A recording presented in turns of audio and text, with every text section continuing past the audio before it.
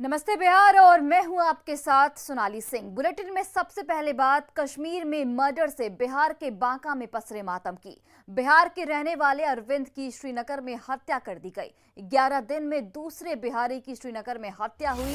बांका के रहने वाले अरविंद शाह को आतंकियों ने गोली मारी।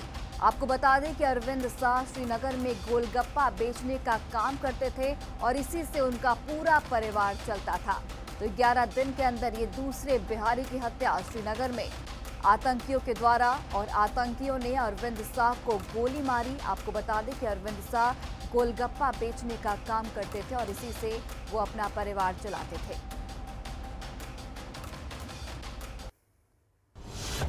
कश्मीर में आतंकियों की कायराना करतूत। श्रीनगर में बिहार के अरविंद कुमार शाह की हत्या।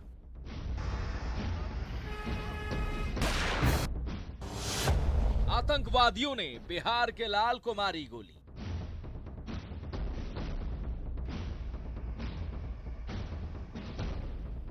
जम्मू कश्मीर के श्रीनगर में बहा ये खून बिहार के लाल का है।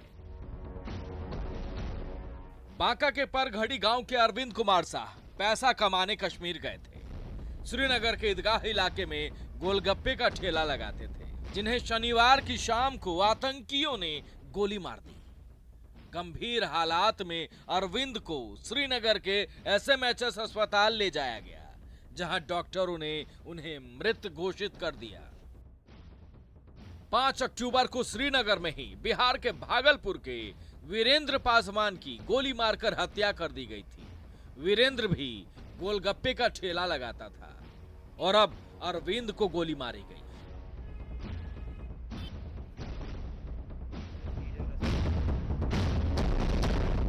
सुरक्षा बलों के ताबड़तोड़ एनकाउंटर से बौखलाए आतंकियों ने कश्मीर में आम आदमी को निशाना बनाना शुरू कर दिया है।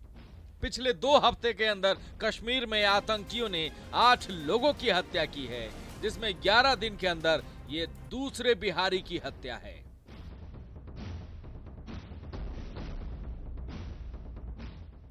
न्यूज़ 18 के लिए कश्मीर से शब्बीर अहमद के साथ मनोज कौल की रिपोर्ट।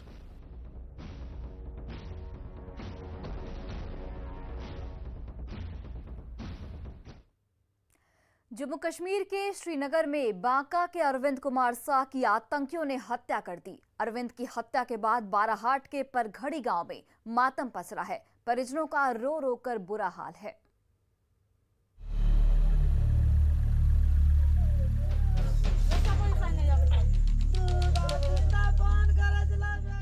एक माँ रो रही है, एक भाई बेसुध है, बाप को कुछ समझ नहीं आ रहा और बच्चे समझ नहीं पा रहे कि घर वालों का ऐसा हाल क्यों हुआ। जम्मू कश्मीर के श्रीनगर में आतंकियों की बंदूक से गोली निकली। आतंकियों ने शाम के 5:30 बजे बांका के अरविंद कुमार शाह को गोली मार दी और श्रीनगर से करीब 2150 किलोमीटर दूर बिहार के बांका के परघड़ी गांव में मातम पसर गया। यहाँ के देवेंद्र शाह के लड़के अरविंद शाह की हत्या आतंकवादियों द्वारा कश्मीर के नूरबाग में कर दी गई थे।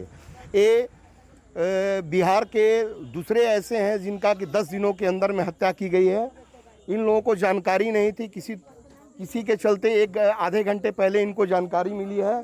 पूरे परिवार में कोहराम मचा हुआ है। और देखा जाए तो देवेंद्र शाह के 5 बेटे थे, 5वां में अरविंद शाह चौथे नंबर के बेटे थे। एक कमाने वाले थे, इन्हीं के बदौलत एक तरह से घर का खर्च चलता था। परघड़ी के देवेंद्र शाह के 5 पुत्रों में अरविंद चौथे नंबर के थे। अरविंद के गोलगप्पे के ठेले से जो भी कमाई होती थी, उसी की बदौलत देवेंद्र शाह के पूरे परिवार का खर्चा चलता था। लेकिन आतंकियों ने परिवार के कमाऊ पूत की ही हत्या कर दी। वही कमा का भेजता है, हम लोग खाते पीते हैं सर, और कुछ नहीं है हम लोग। अच्छा, और क्या कहेंगे। तो मैंने यहाँ से अरविंद कितने दिनों पहले गए हैं? 3 महीना।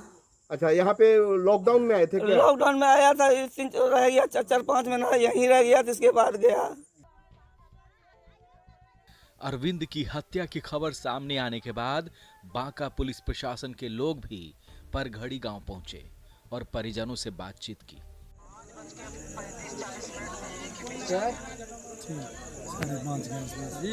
घटना 5 भाई में से 2 भाई की तो लगा के मृत्यु हुई है, 3 भाई हैं। सभी लगभग मजदूरी करते हैं, गरीब परिवार हैं। माने आगे फर्दर आप बड़े पदाधिकारी के निर्देश में ही आप लोग आए। अरविंद की मौत पर जम्मू कश्मीर के उपराज्यपाल ने अफसोस जताया है और अरविंद के परिजनों को 11,25,000 की सहायता राशि देने की घोषणा की है। अरविंद के शव को बांका तक पहुंचाने की व्यवस्था भी जम्मू कश्मीर प्रशासन करेगा। वहीं बिहार सरकार भी मुख्यमंत्री कोष से 2 लाख रुपए की सहायता राशि परिजनों को देगी। सरकारों ने अरविंद के गरीब परिवार को सहायता देकर मदद का हाथ बढ़ाया है, लेकिन जिस परिवार का पालनहार ही चला गया वो करे तो क्या करे। न्यूज़ 18 के लिए बांका से नागेंद्र की रिपोर्ट।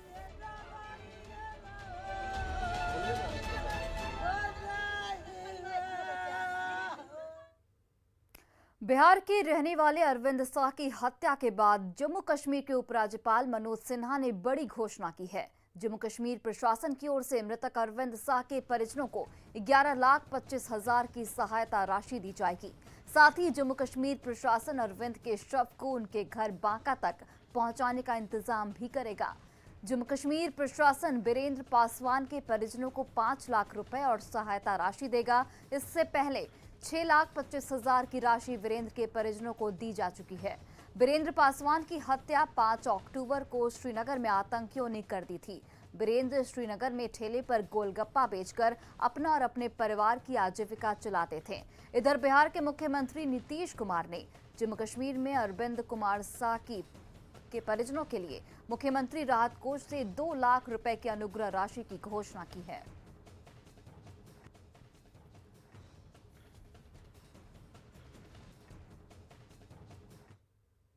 वहीं देखिए, जम्मू कश्मीर के उपराज्यपाल मनोज सिन्हा ने ट्वीट किया है और लिखा है कि मैं आतंकवादियों द्वारा अरविंद कुमार शाह और सगीर अहमद की निर्मम हत्या की कड़ी निंदा करता हूं। जिन परिवारों ने अपनों को खोया है उनके प्रति मेरी हार्दिक संवेदनाएं हैं। इस दुख की घड़ी में प्रदेश शोक संतप्त परिवारों के साथ खड़ा है। जघन्य हमलों के दोषियों को जल्द ही दंडित किया जाएगा। हमने आतंकवादियों को कुचलने के प्रयासों को तेज कर दिया है। निर्दोष नागरिकों को मारने के लिए उन्हें बहुत भारी कीमत चुकानी होगी। मैं लोगों से आतंक के खिलाफ लड़ाई में हाथ मिलाने का आग्रह करता हूं।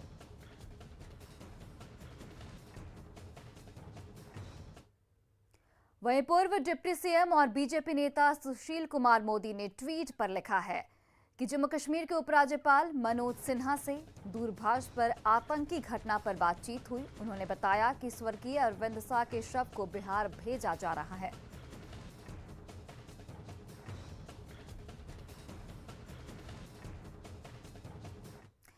श्रीनगर में बिहार के बांका के अरविंद कुमार शाह की हत्या को लेकर बिहार की सियासत भी गर्मा गई है। कश्मीर में आतंकवादियों द्वारा एक बिहारी की और हत्या की गई है। दुखद घटना है। इसके पहले भी भागलपुर के एक बिहारी जो भेलपुरी बेचने का काम करता था, कश्मीर में उसकी हत्या हुई। सेना के जवानों ने 2 दिनों के अंदर में उन आतंकवादियों को खोज निकाला और उसके बाद उसको वहीं ढेर करने का काम किया। इसका भी बदला लिया जाएगा। कोई भी अगर आम व्यक्ति के साथ आतंकवादियों के द्वारा इस प्रकार की हत्या की जाएगी तो उसको छोड़ा नहीं जाएगा।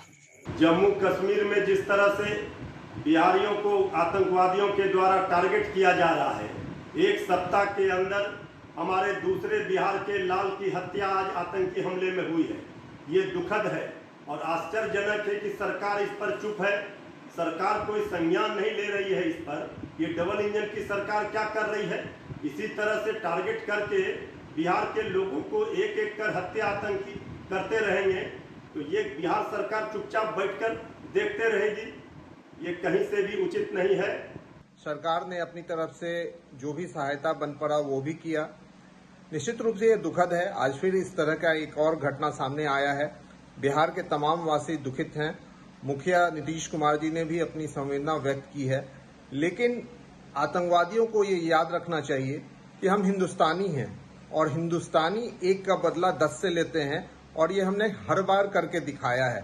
हमारी सरकार और हमारा देश और हमारे देश की आर्मी इसका मुंहतोड़ जवाब देगी। खबर बेगूसराय से, जहां मामूली विवाद में एक शख्स ने अपने बड़े बेटे के साथ मिलकर अपने छोटे बेटे की जमकर पिटाई कर दी, जिसमें वह गंभीर रूप से जख्मी बताया जा रहा है।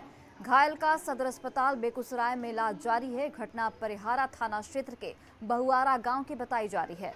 पीड़ित सुनील शाह ने बाहर में रहकर मजदूरी करता था और वह दुर्गा पूजा में अपने घर आया था। बीती रात उसके पिता ने बड़ी भाई ने पैसे की मांग शुरू कर दी और इनकार करने पर उस पर हमला कर दिया गया।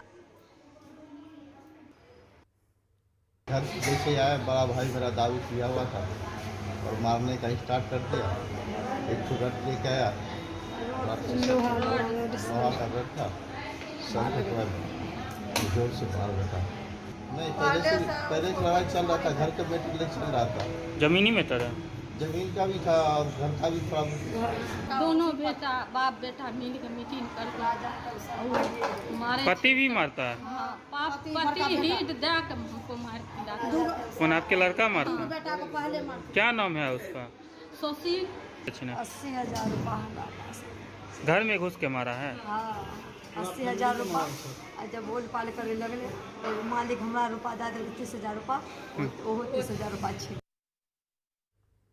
गोपालगंज में नगर थाना क्षेत्र के बंजारी मोड़ के नजदीक बैंक ऑफ इंडिया में अचानक गोली चलने से एक महिला सहित 3 लोग जख्मी हो गए, जिन्हें इलाज के लिए सदर अस्पताल में भर्ती कराया गया है।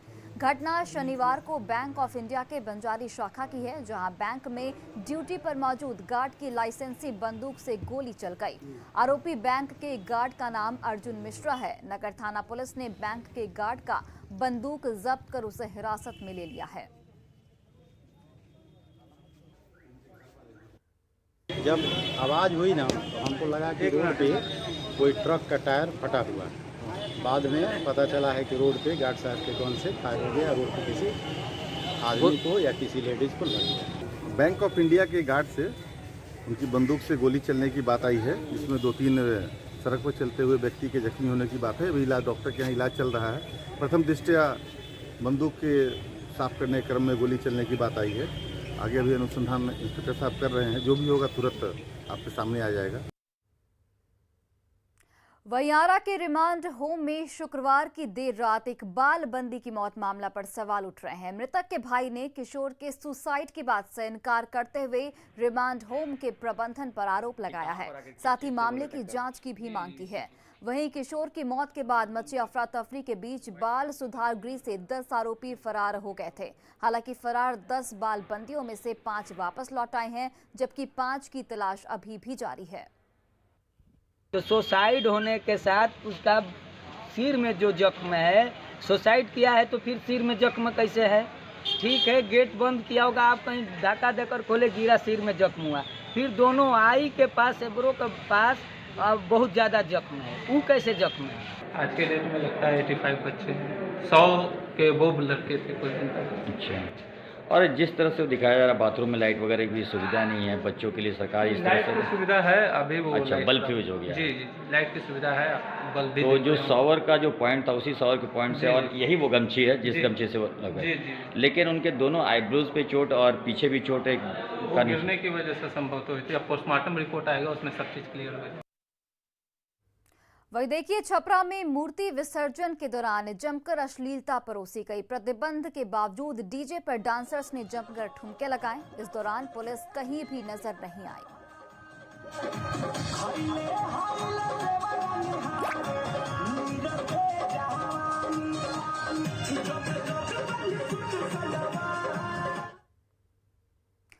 खबर मोतिहारी से है, जहां डीआरआई की मुजफ्फरपुर टीम ने म्यांमार के रास्ते भारत पहुंची करीब 90 लाख रुपए की विदेशी सिगरेट जब्त की है। डीआरआई की टीम ने पूर्वी चंपारण के चकिया टोल प्लाजा पर छापेमारी कर कंटेनर में लोड सिगरेट जब्त की। बरामद सिगरेट चीन, कोरिया और इंडोनेशिया में बनी है। सिगरेट कानपुर भेजी जा रही थी। टीम ने सिगरेट के साथ कंटेनर के ड्राइवर और खलासी को भी गिरफ्तार कर लिया है। वहीं सिगरेट की तस्करी को लेकर डीआरआई की टीम दोनों से पूछताछ में जुटी है। दोनों ने सिगरेट को गुवाहाटी, पश्चिम बंगाल और बिहार के रास्ते कानपुर ले जाने की बात कबूली है। वहीं कंटेनर से 3 ब्रांडों की कुल 3,71,400 पीस सिगरेट मिली, जिसे कंटेनर में बने ब्रेक के बाद आप सभी का स्वागत है। और पूर्वी चंपारण से एक बड़ी खबर सामने आ रही है, जहां पंचायत चुनाव में वोट के लिए मारपीट की घटना हुई है। विरोधी गुट पर हमला करने का आरोप लगा है और काली पूजा के दौरान मारपीट का वीडियो वायरल हो रहा है। और टीवी स्क्रीन पर आपके वो वीडियो कलानपुर प्रखंड के गरीबा पंचायत का ये पूरा मामला बताया जा रहा है। पूर्वी चंपारण की आपको खबर बता रहे हैं, जहां पर पंचायत चुनाव में वोट के लिए ये मारपीट हुई। तस्वीरों में आप देख सकते हैं किस तरीके से विरोधी गुट पर हमला किया जा रहा है। 2 गुट आपस में भिड़ गए और इस दौरान जमकर लाठी डंडे और लात घूंसे चले।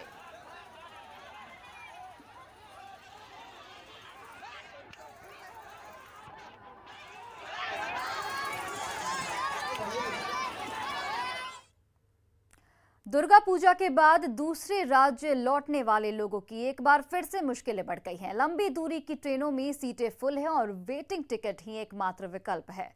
पटना जंक्शन रिजर्वेशन काउंटर पर भारी भीड़ देखी जा रही है और लोग मजबूरन वेटिंग टिकट लेकर ही यात्रा को मजबूर हैं।